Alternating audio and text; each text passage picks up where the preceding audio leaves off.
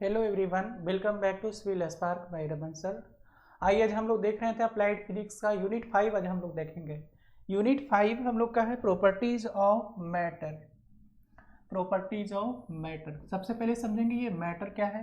तो मैटर मान लीजिए कोई भी एक ऑब्जेक्ट हो, इसके अंदर जितने भी कंटेंट हैं, जो भी मटेरियल्स हैं, उन सभी को हम लोग कहेंगे मैटर। ठीक है, तो आज हम लोग इसी की प्रॉपर्टीज यानी कि बिहेवियर की बात करेंगे। ठीक है, इसमें से एक प्रॉपर्टीज का नाम है हम लोग का इलास्टिसिटी। इलास्टिसिटी क्या है? तो मैटर का एक प्रॉपर्टीज है, बिहेवियर है। कैसा बिहेवियर? तो मान लेते हैं एक रबर बैंड है, ये क्या है हमारा रबर बैंड। इसको हम लोग खींचेंगे, अपोजिट फोर्स लगा करके इसको हम खींचेंगे। तो खींचने के बाद ये जो फोर्स इस पे हम अप्लाई करेंगे, इस फोर्स का नाम देंगे हम डिफॉर्मिंग फोर्स। इस फोर्स को हम लोग क्या बोलेंगे? डिफॉर्मिंग फोर्सेस, क्योंकि उसका शेप चेंज होना है इसीलिए। ठीक है, जब इस डिफॉर्मिंग फोर्स को हम रिमूव कर देंगे, छोड़ देंगे, हटा लेंगे, तो फिर से वो रबर बैंड वापस अपने ही इनिशियल स्टेज में आ जाएगा। तो इसी बिहेवियर को हम लोग कहेंगे इलास्टिसिटी। ठीक है, आइए यही चीज यहाँ पे लिखा हुआ है। The properties by virtue of which an object regains मतलब प्राप्त करना, फिर से वापस आ जाना, its original shape और size on removal of deforming forces applying on it। उस पर जो भी हम लोग रिफॉर्मिंग फोर्सेस अप्लाई करेंगे, उसको रिमूव करने के बाद वो वापस इनिशियल शेप और साइज को रीगेन कर लेगा, ऑब्टेन कर लेगा। तो इस बिहेवियर को हम लोग कह देंगे इलास्टिसिटी। ठीक है, आइए इलास्टिसिटी क्लियर हो गया होगा। अब हम लोग समझेंगे स्ट्रेस। अब एक नया टर्म आ गया इस चैप्टर के लिए, स्ट्रेस। तो स्ट्रेस क्या है आइए देखते हैं। मान लेते हैं ये कोई एक ऑब्जेक्ट है बड़ा सा, इस पे हम डिफॉर्मिंग फोर्सेस अप्लाई करेंगे, मतलब इसका शेप को हम चेंज करना चाह रहे हैं। चलिए तो चेंज करेंगे, तो इसमें फोर्स जो लगा रहे हैं हम लोग वो है एफ। अप्लाइड फोर्स क्या है? एफ। अब इस फोर्स को जैसे भी हम लगाएंगे तो इनके अंदर, इसके अंदर जो भी मटेरियल्स हैं, जो भी मैटर हैं, वो अपने ही स्टेज में रहना चाहेगा, law according to law of inertia.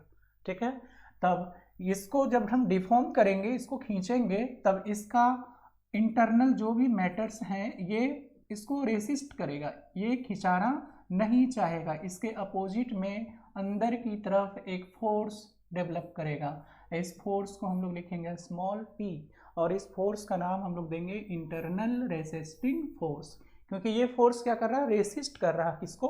तो बाहर का जो हमारा अप्लाइड फोर्स है, डिफॉर्मिंग फोर्स है, उसको रेसिस्ट करेगा। इसलिए इस फोर्स का नाम होगा इंटरनल रेसिस्टिंग फोर्स। ठीक है, आइए इंटरनल रेसिस्टिंग फोर्स समझ गए, तो हम लोग स्ट्रेस को देखते हैं। स्ट्रेस क्या है? The internal resisting force acting on per unit surface area is called stress. Stress क्या है? तो स्ट्रेस इंटरनल रेसिस्टिंग फोर्स, यहाँ देखिए फिगर में दिखाया हुआ है, इस सरफेस पे ये इंटरनल फोर्स क्या लग रहा? P। इंटरनल रेसिस्टिंग फोर्स क्या है? P। तो इस ये सरफेस का एरिया हम लोग लिखेंगे और ये फोर्स दोनों को डिवाइड करेंगे तो हम लोग को मिल जाएगा स्ट्रेस। ठीक है, तो स्ट्रेस इक्वल टू क्या फॉर्मूला हो गया? इंटरनल रेसिस्टिंग फोर्स पर यूनिट एरिया। और हम लोग स्ट्रेस को डिनोट करेंगे सिग्मा से, इसको हम लोग पढ़ेंगे सिग्मा, इसको हम लोग पढ़ेंगे सिग्मा। ये स्ट्रेस के लिए स्पेशल सिंबल है। ठीक है, चलिए अप्लाइड इंटरनल रेसिस्टिंग फोर्स क्या है? P बाई A हमारा क्या कहलाएगा? स्ट्रेस। अब हम लोग देखेंगे स्ट्रेस का एसआई यूनिट क्या होना है। तो बताइए इंटरनल रेसिस्टिंग फोर्स रहे या फिर डिफॉर्मिंग फोर्स रहे, दोनों को हम कोई भी किसी भी तरह का फोर्स हो हम लोग उसको मेजर करते हैं न्यूटन में। ठीक है, न्यूटन, और एरिया को हम लोग मीटर स्क्वायर में। तो हमारा यूनिट क्या आने वाला है स्ट्रेस का? न्यूटन पर यूनिट पर metre square, Newton per metre square. या इसी को हम लोग पास्कल कहेंगे। पास्कल कहेंगे जब प्रेशर पढ़ेंगे तब। प्रेशर और स्ट्रेस में दोनों में थोड़ा सा का डिफरेंस है, इसलिए हम लोग यहाँ पास्कल ना बोल करके न्यूटन पर मीटर स्क्वायर ही कहेंगे। ठीक है, ये था स्ट्रेस क्या था? इंटरनल रेसिस्टिंग फोर्स पर यूनिट एरिया, जिसे हम लोग कह देंगे स्ट्रेस। और स्ट्रेस को हम लोग किस यूनिट में मेजर करेंगे? तो न्यूटन पर मीटर स्क्वायर में। ठीक है, आइए अब नेक्स्ट टर्म हमारा है स्ट्रेन। स्ट्रेन को समझेंगे। अब ये हम लोगों ने देखा कि किसी भी ऑब्जेक्ट पे फोर्स जब अप्लाई करेंगे, डिफॉर्मिंग फोर्स, तो इसका लेंथ अब इंक्रीज हो जाएगा। ये बाहर की तरफ फोर्स लगा हुआ है, तो अब इसका लेंथ क्या होगा, इंक्रीज हो जाएगा। तो कितना लेंथ इंक्रीज करेगा उसको हम लोग काउंट करेंगे। जैसे ये मान लेते हैं, समझिए ये हो गया आपका इनिशियल स्टेज का ये कोई मेंबर है, इस पर अप्लाइड फोर्स P है, और अब इसका लेंथ हम जब फोर्स लगाए हैं तो ये इंक्रीज हो गया, और ये इंक्रीज कितना हुआ, तो इसके लेंथ में कितना का इंक्रीमेंट है, तो ये हम लोग कहेंगे डेल्टा एल। ठीक है, डेल्टा एल। तो ये जो चेंज इन लेंथ आया डेल्टा एल, और इसकी जो ओरिजिनल लेंथ है इनिशियल वाला, इस दोनों का रेशियो को हम लोग बोल देंगे स्ट्रेन। ठीक है, आइए तो यही चीज़ यहाँ लिखा हुआ है, देखें। Due to action of deforming force, हाँ सबसे पहली बात ये स्ट्रेन कब डेवलप होगा किसी भी ऑब्जेक्ट में, तो due to action of deforming force. Deforming force हम अप्लाई करेंगे तो उसकी एक्शन की वजह से होगा। ठीक है, तो the change in dimension per unit dimension is called strain. ये जो स्ट्रेन का डेफिनेशन है ये डायमेंशन के टर्म में है। ठीक है, तो क्या लिखेंगे हम लोग, चेंज इन डायमेंशन। ये डायमेंशन हमारा कुछ भी हो सकता है, ये डायमेंशन हमारा लेंथ हो सकता है, ये डायमेंशन हमारा एरिया हो सकता है, ये डायमेंशन हमारा वॉल्यूम हो सकता है। ठीक है, ये कुछ भी हो जाएगा। तो तीनों के अकॉर्डिंग अलग अलग स्ट्रेन का नाम है। लेंथ के अकॉर्डिंग रहेगा तो हमारा लॉन्गिट्यूडनल स्ट्रेन कहलाएगा। ठीक है, और अगर एरिया के टर्म में रहेगा तो हम लोग उसको सीयर स्ट्रेन कह देंगे, और वॉल्यूम के टर्म में अगर स्ट्रेन रहेगा तो हम उसको वॉल्यूमेट्रिक स्ट्रेन कहेंगे। ठीक है, इस तरह से हम लोग ये स्ट्रेन तीन तरह का, इसलिए यहाँ पे कॉमन टर्म लिखा गया है डायमेंशन। तो डेफिनेशन में हम लोग कॉमन टर्म का यूज किए हैं डायमेंशन। ठीक है, change in dimension per unit dimension is called strain. तो स्ट्रेन को कह देंगे जो भी डायमेंशंस में चेंजेज आएगा उसको हम लोग ऊपर रखेंगे और ओरिजिनल डायमेंशन से डिवाइड करेंगे, तो ये हमारा आ जाएगा स्ट्रेन। डेल्टा का मतलब होता है चेंज। किसी भी क्वांटिटी में, फिजिकल क्वांटिटी में अगर चेंज को लिखे तो उसके आगे हम लोग डेल्टा लिख देंगे। ठीक है, तो और ये एक्स हमारा क्या है, ओरिजिनल डायमेंशन। और अब देखिए यहाँ पर ये आपको ऑब्जेक्टिव में मिलेगा, स्ट्रेन के पास कोई भी यूनिट नहीं होगा, क्योंकि यहाँ भी देखें चेंज मान लेते हैं 5 मीटर हो गया, और ओरिजिनल डायमेंशन जो है लेंथ के अकॉर्डिंग अगर देखें तो वो 15 मीटर है। तो बताइए मीटर से मीटर कैंसिल आउट हो जाएगा, तो कोई भी डायमेंशन बचेगा ही नहीं, ये सिर्फ और सिर्फ डिजिट बचेगा, नंबर। ठीक है, the strain has no unit. ठीक है, आइए अब इसी स्ट्रेन को तीन टाइप से डिवाइड किया गया है। एक का नाम है लॉन्गिट्यूडनल स्ट्रेन, जिसे हम लोग क्या कह देंगे, तो change in length upon original length. ठीक है, ये लॉन्गिट्यूडनल का मतलब हो गया लेंथ के अकॉर्डिंग। ठीक है, आइए अब है वॉल्यूमेट्रिक स्ट्रेन, तो इसको हम लोग कहेंगे change in volume by original volume, ये हमारा वॉल्यूमेट्रिक स्ट्रेन कहलाएगा। थर्ड है सीयर स्ट्रेस। सीयर स्ट्रेस हो जाएगा एरिया के according, change in area upon original area. ठीक है, चलिए तो इस तरह से स्ट्रेन को तीन तरह से डिवाइड करेंगे। नेक्स्ट अब बस जो अभी हम लोग तीन नाम देखें उसी को एक एक करके हम लोग डिटेल में देखना है कि लॉन्गिट्यूडनल स्ट्रेन आखिर किसको कहेंगे। तो when A deforming force is applied along the length of an object, then the ratio of change in length to the original length is known as longitudinal strain। ठीक है, तो ये हो गया change in length upon original length, delta L upon original L, इसको हम लोग कह देंगे स्ट्रेन। और एक बात ध्यान रखना है, स्ट्रेन को हम लोग ये वाले सिंबल से रिप्रेजेंट करेंगे स्ट्रेन को, एल लगा देंगे यहाँ पे, इसका मतलब हो गया कि ये हमारा लॉन्गिट्यूडनल स्ट्रेन है। ठीक है, आइए उसी तरह से हम लोग देखेंगे वॉल्यूमेट्रिक स्ट्रेन। वॉल्यूमेट्रिक स्ट्रेन तो बस बताइए change in volume per unit volume कह देंगे। When a deforming force is applied normal to each point of the surface of an object, then volume changes। ये कह रहा कि ये कोई भी सॉलिड बॉडी है, इस बार कोई भी सॉलिड बॉडी है, ये क्यूब चलिए बना दिए हम, ये क्या है क्यूब, ये हमारा सॉलिड बॉडी है। तो इसके सरफेस के हर एक पॉइंट के परपेंडिकुलर हम फोर्स को अप्लाई करेंगे। ठीक है, इसके हर एक सरफेस के हर एक पॉइंट के परपेंडिकुलर अप्लाई करेंगे तो जाकर के इसके वॉल्यूम में चेंजेस देखने को मिलेगा। ठीक है, तो यही चीज़ यहाँ पे है लिखा हुआ, then the change in volume to the original volume, तो इस रेशियो को हम लोग कह देंगे वॉल्यूमेट्रिक स्ट्रेन। ठीक है, वॉल्यूमेट्रिक स्ट्रेन क्या लिख लेंगे, change in volume upon original volume is known as volumetric strain. अब एक हमारा रह गया है शियर स्ट्रेन। शियर स्ट्रेन क्या है, तो ये हमारा सरफेस एरिया के अलोंग लगेगा, है ना। आइए शियर स्ट्रेन, तो शियर स्ट्रेन देखिए क्या है, पहले समझिए फिगर को। एक सरफेस बना हुआ है, ये सरफेस हमारा है ए बी सी डी, ये फिक्स किया हुआ है यहाँ पे नीचे की तरफ। तो ए बी सी डी ये हमारा क्या है, सरफेस एक। अब इस पे हम फोर्स अप्लाई करेंगे, ये देखिए ये तो नीचे फिक्स है, यहाँ पे हम फोर्स चलिए यहाँ दिखा दे रहे हैं या फिर यहाँ पे दिखाया गया है। यहाँ पे एक फोर्स अप्लाई किया गया है, डिफॉर्मिंग फोर्स, जो कि क्या हमारा है एफ।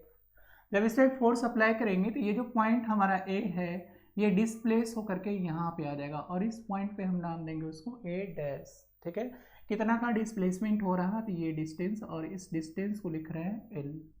और उसी तरह से सिमिलरली ये जो पॉइंट हमारा बी है ये डिस्प्लेस होकर के बी डैश पे चला गया, और सेम डिस्टेंस यहाँ पे भी है एल, ठीक है।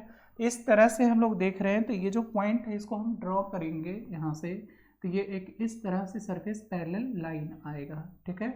और यहाँ जो एंगल बन रहा, इस एंगल को हम लोग लिख रहे हैं फाई, इसको हम लोग क्या पढ़ने वाले हैं, फाई पढ़ेंगे, ठीक है। ये हमारा एंगल है फाई। चलिए ठीक है, अब देखते हैं।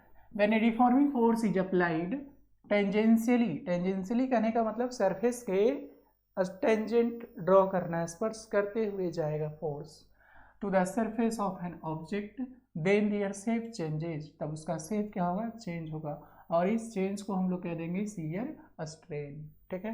तो चलिए शियर स्ट्रेन को कैलकुलेट कैसे करेंगे, तो चेंज इन डायमेंशन, तो यहाँ पे एरिया का आएगा ए डैश, या इसी के जगह पे हम बी डैश भी लिख सकते हैं, ठीक है। आइए उसके बाद फिर ये देख लेंगे हम ए डी, ये डिस्टेंस क्या है, ये डी, ये जो एंगल है आया यहाँ पे फाई, यही बेसिकली हमारा शियर स्ट्रेन होगा, इसका टेंजेंट। तो टैन थीटा हम लोग ड्रॉ करेंगे, देखिए ये एक राइट एंगल बन गया, ये एंगल है फाई, और ये डिस्टेंस है एल, और ये है स्मॉल एल। तब बताइए यहाँ से टैन थीटा अगर लिखेंगे तो क्या आ जाएगा, परपेंडिकुलर ये कहलाएगा हमारा, और ये क्या कहलाएगा, बेस। तो L upon L, small L upon capital L, इसी को हम लोग कहेंगे शियर स्ट्रेन। तो शियर स्ट्रेन हमारा देखिए क्या है, इस रेशियो को हम लोग क्या कह देंगे, टेन फाई कह देंगे, है ना। तो टेन फाई जो आएगा small L by capital L, यही हमारा शियर स्ट्रेन है, ठीक है। इस तरह से हम लोग देखें तीन तरह का stress, longitudinal stress, volumetric strain, और क्या है शियर स्ट्रेन, ठीक है। चलिए अब हम लोग देखेंगे एक हुक्स लॉ। ये हुक्स लॉ, ये नाम है हुक्स लॉ। क्या कहना है इनका, तो ये बेसिकली स्ट्रेस और स्ट्रेन, दो टर्म अभी हम लोग देखें, एक स्ट्रेस और दूसरा क्या है स्ट्रेन, इस दोनों में रिलेशनशिप बताता है हुक्स लॉ, ठीक है। आइए अब ये देखिए क्या है लिखा हुआ है यहाँ पे, it state that when a material is loaded, मतलब उस पर लोड अप्लाई करेंगे विद इन इलास्टिक लिमिट। हाँ पहले तो समझेंगे इलास्टिक लिमिट क्या है। अभी बता रहे थे रबर बैंड को अगर हम खींचेंगे, स्क्रैच करेंगे, तो एक ऐसा स्टेज आएगा कि वो खींचे चले जाएगा, और एक ऐसा स्टेज आएगा उसके बाद कि वो रबड़ अंत में जाकर के फ्रैक्चर हो जाएगा, टूट जाएगा, क्योंकि वो उसका इलास्टिक लिमिट अब खत्म हो चुका है। मतलब जिस भी स्टेज तक में वो रबड़ बैंड नहीं टूटा होगा, उस स्टेज को हम लोग कहेंगे इलास्टिक लिमिट, ठीक है। चलिए तो ये विद इन इलास्टिक लिमिट में हम किसी भी मटेरियल को लोड करेंगे, उस पर लोड अप्लाई करेंगे, तो क्या होगा, तो stress is directly proportional strain produced by the stress, वो स्ट्रेस के वजह से। अब एक चीज यहाँ भी ध्यान रखना है, स्ट्रेस और स्ट्रेन ये दोनों जुड़वा है, जहाँ भी होगा दोनों साथ साथ होगा, ठीक है। जहाँ भी होगा ये दोनों साथ साथ होगा, ये अकेला एग्जिस्ट नहीं कर सकता है ना। स्ट्रेस और स्ट्रेन साथ होगा, जो भी स्ट्रेस आया तो समझेंगे उस बॉडी में स्ट्रेन भी डेवलप हो गया। The stress is proportional to the strain produced by stress, ये स्ट्रेन किसके वजह से प्रोड्यूस होगा, तो स्ट्रेस के वजह से, ठीक है।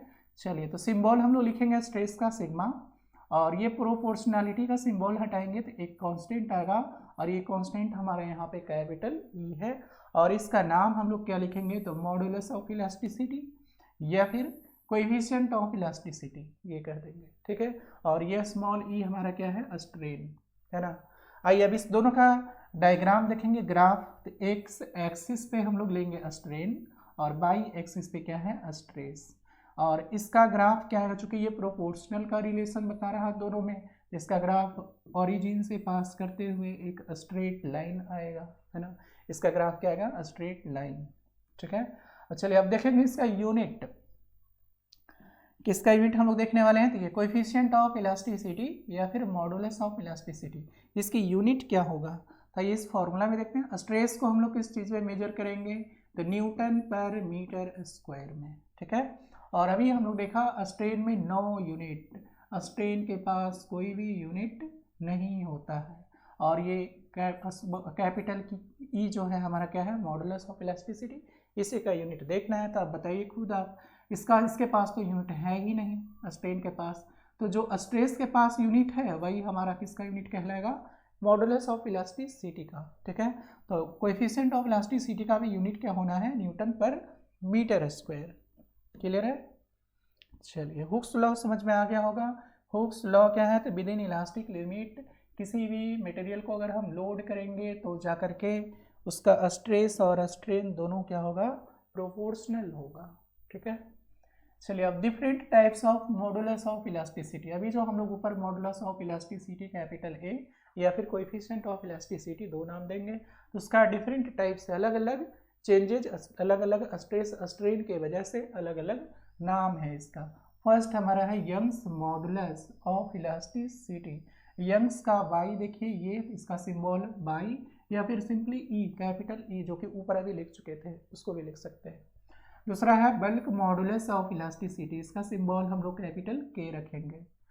थर्ड है हमारा मॉडुलस ऑफ रिजिडिटी, इसका सिंबल कैपिटल जी रखेंगे, ठीक है। ये 3 तरह का मॉडुलस ऑफ इलास्टिसिटी है। अब हम लोग देखेंगे एक एक करके। मॉडुलस ऑफ इलास्टिसिटी को पहले चलिए हम लोग डिफाइन करते हैं। अभी जो हम लोग देखा स्ट्रेस इक्वल टू क्या था, stress equal to modulus of elasticity into strain, यही था। तो ये जो मॉडुलस ऑफ इलास्टिसिटी है हमारा ई, पहले उसको हम लोग डिफाइन कर लेते हैं, उसके बाद इसके टाइप्स पे आएंगे, ठीक है। तो ये क्या है, the ratio of stress to the corresponding strain at constant within elastic limit, this constant is known as modulus of elasticity. अभी देखा स्ट्रेस इक्वल टू क्या था, modulus of elasticity into strain. तब बताइए यहाँ से कैपिटल ई इक्वल टू लिखेंगे तो क्या लिखाएगा, स्ट्रेस बाई स्ट्रेन, ठीक है। तो इसी दोनों का रेशियो बेसिकली क्या है, तो मॉडुलस ऑफ इलास्टिसिटी, तो वही चीज़ यहाँ लिखा है, the ratio of stress to the corresponding strain is a constant within elastic limit, क्योंकि ये हुक्स लॉ से फॉर्मूला है और Hooke's law within elastic limit ही लागू होता है, इसी वजह से हम लोग इसको कहेंगे मॉडुलस ऑफ इलास्टिसिटी, ठीक है। इनके सिंबल में इसको लिखें तो सिग्मा अपॉन स्ट्रेन। इसका यूनिट क्या होगा, तो मॉडुलस ऑफ इलास्टिसिटी का unit same as that of stress, जो स्ट्रेस का यूनिट होना है वही मॉडुलस ऑफ इलास्टिसिटी का यूनिट होगा, क्योंकि इसके पास स्ट्रेन के पास तो कोई यूनिट वगैरह है नहीं। चलिए मॉडुलस ऑफ इलास्टिसिटी हो गया होगा। अब हम लोग देखेंगे significance of stress strain curve, stress और स्ट्रेन का कर्व, इसका हम लोग इम्पोर्टेंस देखने वाले हैं, सिग्निफिकेंस। चलिए देखिए क्या है, stress strain diagram provides a graphical measurement of strength and elasticity of material. ये कह रहा कि स्ट्रेस स्ट्रेन कर्व यानी कि डायग्राम जो है ये एक ग्राफिकल मेजरमेंट है स्ट्रेंथ का या फिर इलास्टिसिटी का, मटेरियल के इलास्टिसिटी का। Second point, also the behaviour of material can be studied with the help of stress strain diagram. Second point का रहा कि स्ट्रेस स्ट्रेन डायग्राम की हेल्प से हम लोग मटेरियल की बिहेवियर को भी स्टडी कर सकते हैं। बिहेवियर कहने का मतलब कि वो मटेरियल इलास्टिक है या नॉन इलास्टिक है, ये हम बता सकते हैं। आइए इसके डायग्राम आखिर क्या चीज़ है ये देखिए। तो डायग्राम देख पा रहे होंगे, ये एक्स एक्सिस पे हम लोग क्या रखे हैं इस डायग्राम में, तो एक्स एक्सिस पे हमारा स्ट्रेन है और बाई एक्सिस पे क्या है, स्ट्रेस। बाई एक्सिस पे स्ट्रेस और एक्स एक्सिस पे क्या है, स्ट्रेन। तो इसका ग्राफ अभी हम लोग हुक्स लॉ में देखे थे। हुक्स लॉ में विद इन इलास्टिक लिमिट क्या गया था, तो स्ट्रेट लाइन गया था और ओरिजिन से पास करते हुए, ठीक है। यहाँ से देखिए ये ओरिजिन से होते हुए यहाँ तक का लाइन क्या आया, स्ट्रेट आया, सीधा आया है, ठीक है। इसके बाद यहाँ थोड़ा सा कर्व हुआ ई पॉइंट पर, पी से ई तक में थोड़ा सा कर्व है, फिर यहाँ से कुछ अपर पॉइंट तक चला गया, फिर यहाँ से डिक्रीज हुआ, उसके बाद फिर से इंक्रीज करते करते यहाँ एक मैक्सिमम पॉइंट पे आया डी पे, फिर इसके बाद फिर ये कम होते होते फिर लास्ट में आकर के फ्रैक्चर कर गया। ये देखिए फ्रैक्चर, अभी बता रहे थे रबर बैंड को जब भी स्क्रैच करेंगे तो एक ऐसा टाइम आएगा कि उसमें इलास्टिसिटी खत्म हो जाएगा और वो जाकर के फ्रैक्चर कर जाएगा, टूट जाएगा। तो वही चीज़ यहाँ पर दिखाया गया है, ठीक है। आइए देखिए पी क्या है हमारा, पी को कहेंगे हम प्रोपोर्शनल लिमिट। पी को हम लोग क्या बोल देंगे, ये देखिए लिखा हुआ है प्रोपोर्शनल लिमिट। अभी इलास्टिक लिमिट नहीं है, इलास्टिक लिमिट ये हमारा ई है, कैपिटल ई क्या है, इलास्टिक लिमिट। इलास्टिक लिमिट को अप्रोच करने के लिए, वहाँ पहुँचने के लिए पहले प्रोपोर्शनल लिमिट को पास करना होगा, ठीक है। चलिए उसके बाद पी से कहाँ चले आए, ई पे, उसके बाद ये मैक्सिमम चला गया है ए पे। ई को कहेंगे हम लोग अपर यील्डिंग स्ट्रेंथ या अपर यील्ड पॉइंट भी कह सकते हैं, ठीक है। उसके बाद फिर ये डिक्रीज होते होते बी पॉइंट पे आएंगे, इस बी पॉइंट को हम लोग कहेंगे लोअर एंड पॉइंट या फिर लोअर एंड स्ट्रेंथ, ठीक है। उसके बाद फिर से ये इंक्रीज करते करते इलास्टिसिटी आते तो ये मैक्सिमम पॉइंट डी पे आएंगे और ये डी हमारा मैक्सिमम स्ट्रेंथ बताएगा। देखिए स्ट्रेस इस लाइन के करस्पॉन्डिंग क्या है, मैक्सिमम, और इसलिए इसका नाम हम लोग देंगे अल्टीमेट स्ट्रेंथ। ये डी पॉइंट हमारा क्या है, अल्टीमेट स्ट्रेंथ है, ठीक है। उसके बाद फिर से ये डिक्रीज हो करके कहीं ना कहीं फिर आगे चल करके ई पॉइंट पे फ्रैक्चर कर जाएगा, मटेरियल फ्रैक्चर कर जाएगा, मतलब उसका इलास्टिक बिहेवियर एंड हो जाएगा, ठीक है। आइए इसी ग्राफ में जो भी पॉइंट यहाँ पे लिखा गया है उस सभी पॉइंट का हम लोग नाम देख लेते हैं, इस पॉइंट का मतलब क्या था, ठीक है। देखिए सबसे पहले तो ये P, O से लेकर के P, OP क्या है हमारा, प्रोपोर्शनल लिमिट, अभी बताएं O से P तक में क्या है, प्रोपोर्शनल लिमिट। उसके बाद हमारा E पॉइंट आता है, इसे हम लोग कहेंगे इलास्टिक लिमिट, ठीक है। उसके बाद A पॉइंट पे आएंगे, A पॉइंट को हम लोग कहेंगे अपर यील्ड पॉइंट या फिर अपर यील्ड स्ट्रेंथ। उसके बाद B पॉइंट पे आएंगे, नीचे होते होते हम लोग B पॉइंट पे आएंगे, B पॉइंट को कहेंगे हम लोग लोअर यील्ड पॉइंट, ठीक है। उसके बाद मैक्सिमम हम लोग ये ग्राफ जाएगा और वो पॉइंट डी, और डी को हम लोग क्या नाम देंगे, अल्टीमेट स्ट्रेंथ, और लास्ट में हम लोग का ई पॉइंट मिलेगा और वो ई पॉइंट पे क्या आ जाता है, फ्रैक्चर, ठीक है। तो ये था बिहेवियर स्ट्रेस स्ट्रेन डायग्राम का। चलिए नेक्स्ट हमारा है प्रेशर। चलिए अब नेक्स्ट टर्म आ गया हम लोग का प्रेशर। प्रेशर अभी बता रहे थे स्ट्रेस का यूनिट हम लोग बोलेंगे न्यूटन पर मीटर स्क्वायर, जबकि प्रेशर के यूनिट हम लोग कहेंगे पास्कल। आइए दोनों देखिए फॉर्मूला तो खैर सेम रहेगा लेकिन डेफिनेशन में थोड़ा सा का चेंजेस है। प्रेशर समझिए क्या है, the magnitude of force acting normally per unit area of the surface of body is known as pressure.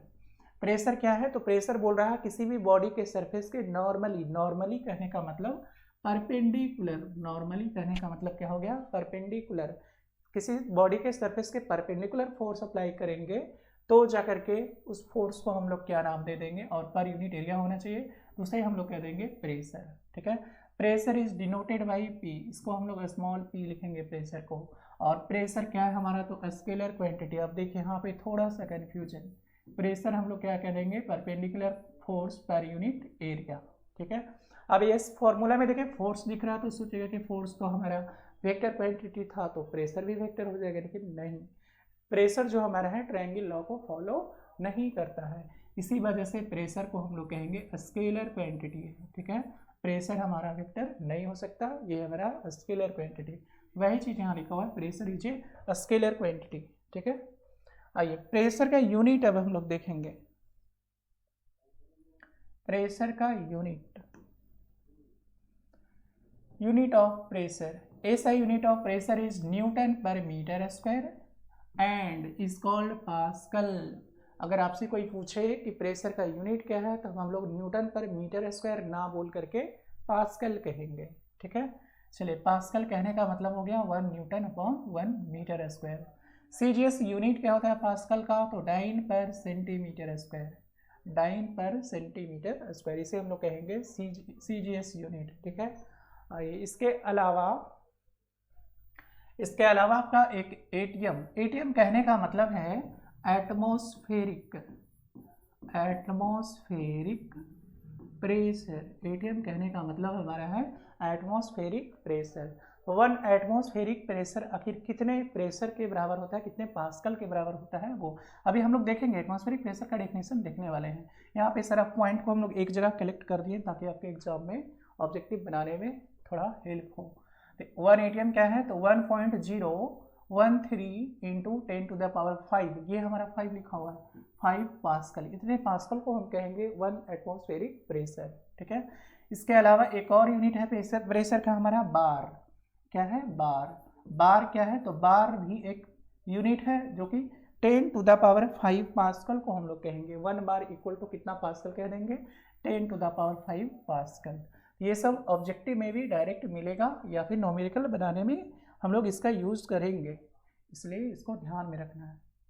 चलिए, अब हम लोग देखेंगे एटमॉस्फेरिक प्रेशर। आखिर अभी देख रहा था 1 एटमॉस्फेरिक प्रेशर इक्वल टू कितना था, 1.013 इंटू 10⁵ पास्कल। अब हम लोग उसी का डेफिनेशन देखने वाले हैं।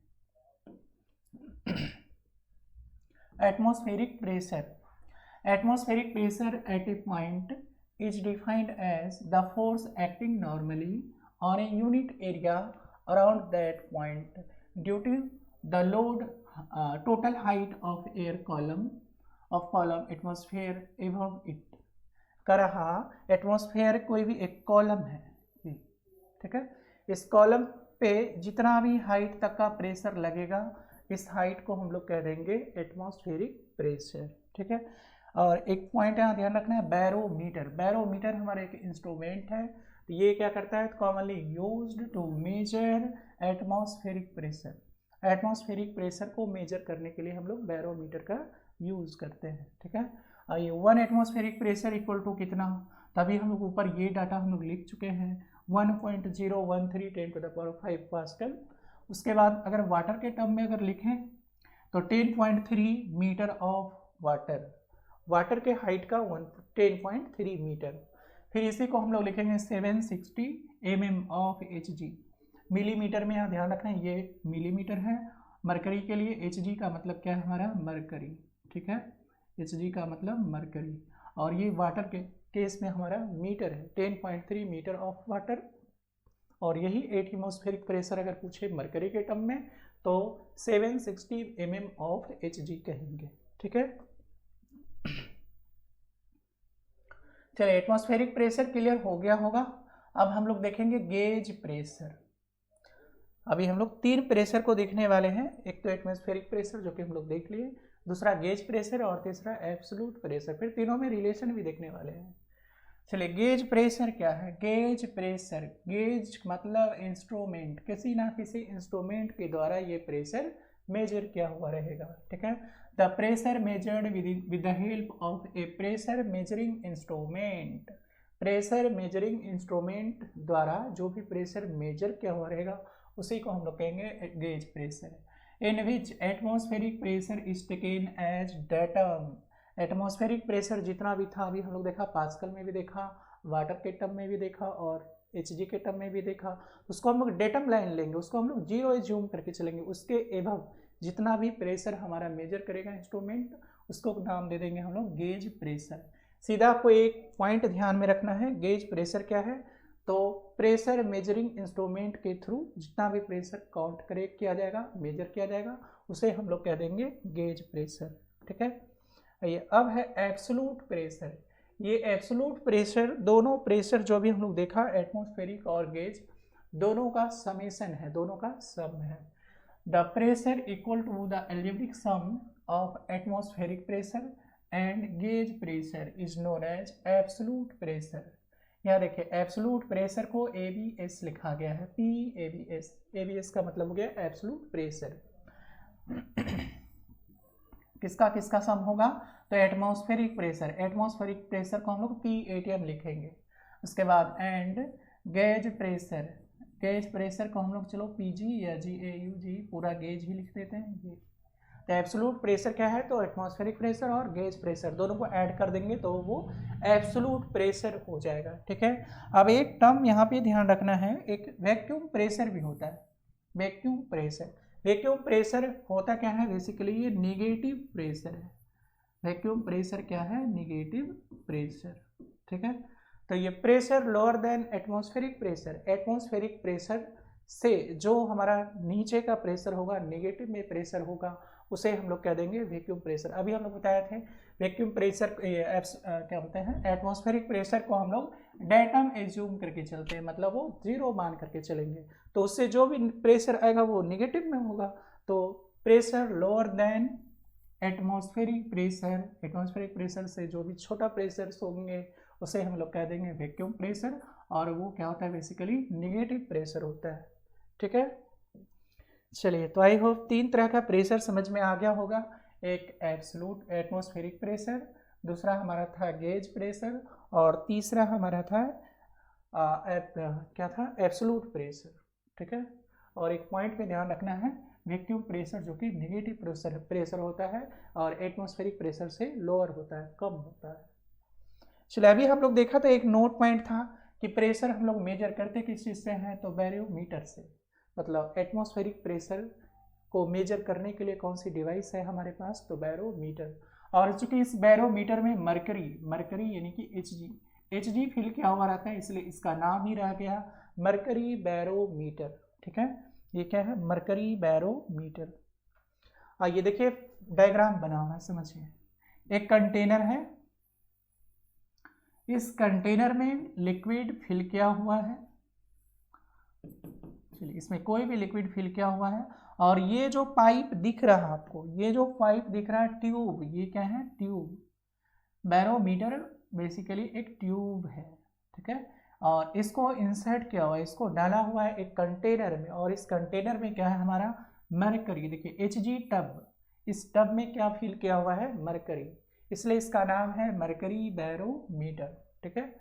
चलिए, इसको जब हम इस ट्यूब को इंसर्ट करेंगे तो ये हमारा लिक्विड इसमें क्या होगा, इस ट्यूब में एंट्री करने लग जाएगा, इस ट्यूब में एंट्री कर करके और ऊपर राइज अप होगा, और ये मान लेते हैं यहाँ तक आ गया मरकरी। और ये कितने हाइट, ये जो वाटर जो इस कंटेनर में है, इससे कितनी हाइट तक मरकरी गया है उस बैरोमीटर वाले ट्यूब में, तो H हाइट, कितना हाइट दिख रहा है, H हाइट गया हुआ है, ठीक है। चलिए, और यहाँ पर कुछ स्पेस वैक्यूम रह गया, खाली रह गया, और इस खाली स्पेस को हम लोग बोलेंगे टोरिसेली वैक्यूम। वो जो खाली स्पेस है, एम्प्टी स्पेस, उससे हम लोग कहेंगे टोरिसेली वैक्यूम। वैक्यूम तो समझ में आ रहा है, ये खाली स्पेस है, खाली स्पेस है। ये जो टोरिसेली, ये क्या है, नाम है, ये टोरिसेली क्या है, नाम है, तो वो अपने ही नाम दे दिया उस वैक्यूम को, ठीक है। आइए अब देखते हैं क्या लिखा हुआ है। इन 1643 टोरिसेली, ये देखिए नाम है Torricelli, invented an instrument to measure the atmospheric pressure practically. ये कह रहा कि 1643 में टोरिसेली जो है इन्वेंट किया है एक प्रेशर मेजर करने वाले इंस्ट्रूमेंट, एटमॉस्फेरिक प्रेशर मेजर करने वाले इंस्ट्रूमेंट, और the instrument was mercury barometer, और वो इंस्ट्रूमेंट हमारा क्या था, मरकरी बैरोमीटर है, ठीक है। चलिए, इसमें होता क्या है, तो it consist of a long graduated glass tube. Graduated term का मतलब क्या है, ग्रेजुएटेड टर्म का मतलब हो गया इस ट्यूब के अंदर यहाँ पे रीडिंग रहता है, इस पर कुछ ना कुछ रीडिंग नोट किया हुआ रहेगा, ठीक है। वही रहेगा आपका mm of Hg, mm of Hg 1 atmospheric लेंगे तो अभी कितना बताए थे, 760 mm। ये जो हाइट है हमारा मिलीमीटर में रहेगा, इसलिए mm ऑफ Hg, क्योंकि Hg जो है हमारा मरकरी वही ऊपर राइज हो रहा था, चढ़ रहा था, इसी वजह से, ठीक है।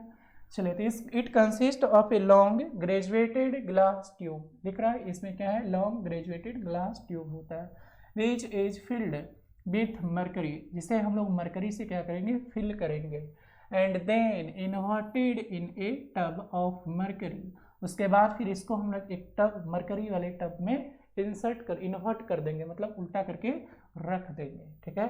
टू स्टैंड वर्टिकली, और वो हम लोग इसको टेढ़ा नहीं रखना है, सीधा रखना है, ताकि हाइट प्रॉपरली मेजर हम लोग कर सके मरकरी का। ठीक है, चलिए the empty space above the mercury colon, ये जो मरकरी का कॉलन है इसमें जो एम्प्टी स्पेस है हमारा, इसे हम लोग नाम देंगे टोरिसेली वैक्यूम। ठीक है, इसके बाद देख रहे हैं तो इस फिगर में एच कितना हाइट तक इसमें गया इस सरफेस से, तो एच हाइट गया। तो एच हमारा क्या है, it is the height of liquid, liquid कहने का मतलब mercury, column above the surface of mercury in the tub. इसके टब में जो भी मरकरी का हाइट है, इससे एच कितने हाइट पे गया है, वो एच हमारा मरकरी का हाइट है। और यही हाइट कितना है हमारा मरकरी के टर्म में, तभी हम लोग जो वहाँ पे नोट करके लिखे थे वही बात यहाँ पे है, 760 mm एट सी लेवल। ये सी लेवल है, समुद्री लेवल जिसको हम लोग कहते हैं सी लेवल, सॉरी ये क्या है, सी लेवल, समुद्री लेयर के 760 mm ऑफ Hg। ठीक है, वही चीज़ देखिए फिर यहाँ लिखा हुआ है 760 mm ऑफ Hg, मतलब ये जो हाइट हमारा गया है इस ट्यूब में, इसमें कितना गया है तो 760 मिलीमीटर, और ये Hg है तो ऑफ Hg। ठीक है, जिसे हम लोग कहते हैं एटमॉस्फेरिक प्रेशर। ठीक है, आइए प्रेशर यहाँ तक क्लियर हो गया होगा। अब हम लोग देखेंगे नेक्स्ट टॉपिक, कुछ और भी है इसमें, तो हम लोग नेक्स्ट लेक्चर में देखते हैं। Thank you.